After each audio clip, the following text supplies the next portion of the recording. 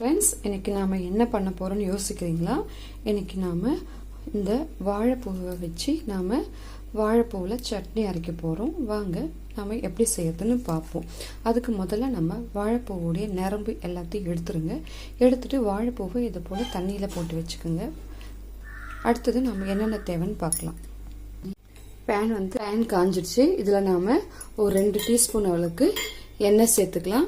எண்ணெய் ஹீட் ஆனதும் நாம் ஒரு பொருளாக நம்ம சேர்த்துக்கலாம். முதல்ல கடலைப்பருப்பு சேர்த்துக்கோங்க. உளுத்தம்பருப்பு முதல்ல மாற்றி சொல்லிட்டேன். அடுத்தது நாம் கடலைப்பருப்பு 2 டீஸ்பூன் சேர்த்துக்கோங்க. லைட்டாக இதை நம்ம ஃப்ரை பண்ணிக்கலாம். அதுக்கு அடுத்தது நாம் பூண்டு சேர்க்குறோம். அடுத்தது சின்ன வெங்காயம் சேர்த்துக்கோங்க. சின்ன வெங்காயம், காஞ்ச மிளகாய் சேர்த்துக்கலாம்.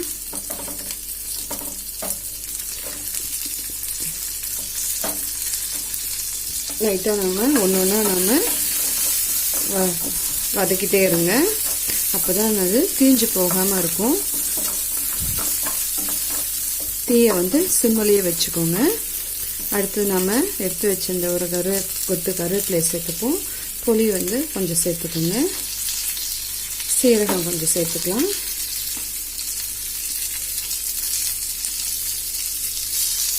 இது எல்லாமே நல்லா வறுத்துக்கோங்க.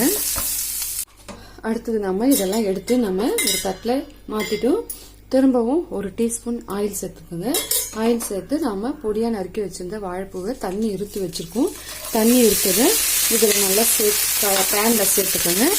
சேர்த்துட்டு நல்லா தண்ணி வதங்குற அளவுக்கு இதை நல்லா சிம்மில் வச்சு வதக்கிடுங்க. இப்போ நாம் வதக்கி வச்சது எல்லாமே ஆறிட்டுருக்கு. நாம் இந்த வாழைப்பூவை வதக்கி முடித்த உடனே ரெண்டுத்தையும் சேர்த்து நாம் அரைச்சிக்குவோம்.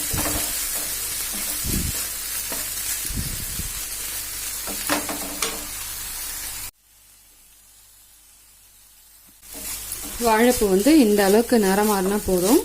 இப்போ நாம் இறக்கி எல்லாத்தையும் ஆற வச்சிடலாம். ஆஃப் பண்ணிடுங்க. பாருங்க, இந்த மாதிரி எல்லாத்தையும் நாம் ஆற வச்சிட்டோம். இப்போ நாம் இந்த மிக்ஸி ஜாரில் சேர்த்துட்டு நம்ம அரைச்சிக்கலாம். கொஞ்சம் கொஞ்சமாக சேர்த்துக்கோங்க. ஜாரில் இந்த மாதிரி கொஞ்சம் கொஞ்சமாக நீங்கள் சேர்த்துட்டு அரைச்சிடலாம். அரைச்சிட்டு நம்ம பார்க்கலாம். இதில் கல்லுப்பு கொஞ்சம் சேர்த்து அரைச்சிக்கோங்க. இப்போ நாம் சட்னி தாளிக்க போகிறோம். அதுக்கு நாம் ஒரு கடாய் வச்சுட்டு அதில் ஒரு ஸ்பூன் எண்ணெய் விட்டாச்சு. எண்ணெய் காஞ்சிடுச்சு. எண்ணெய் காஞ்சோடனே நாம் கடுகு சேர்த்துக்கலாம். கொஞ்சம் சீரகம் சேர்த்துக்கோங்க. கொஞ்சமாக உளுத்தம்பருப்பு, காஞ்ச மிளகாய் 1 கிள்ளி சேர்த்துக்கோங்க. கருவேப்பிலை சேர்த்துக்கலாம் தாளிப்புக்கு. அடுத்தது பெருங்காயம் சேர்த்துக்கோங்க.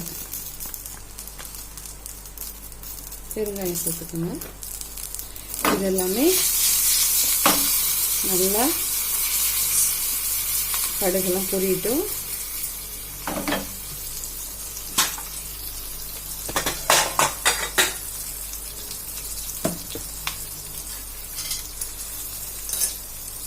இப்போ நாம் சட்னியில் எடுத்து சேர்த்துக்கலாம் தாளிச்சது.